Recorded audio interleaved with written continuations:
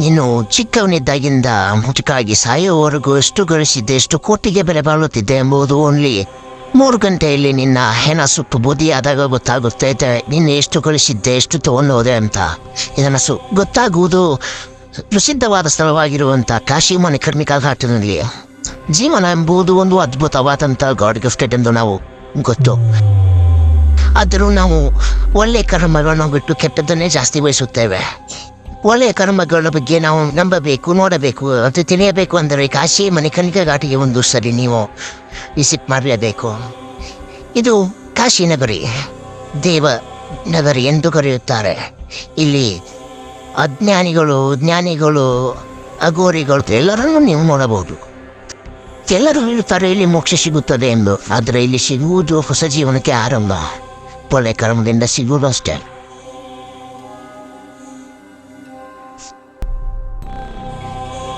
ಎಲ್ಲರಿಗೂ ಕಾಶಿ ವಿಶ್ವನಾಥ್ ಟೆಂಪಲ್ಗೆ ಸ್ವಾಗತ.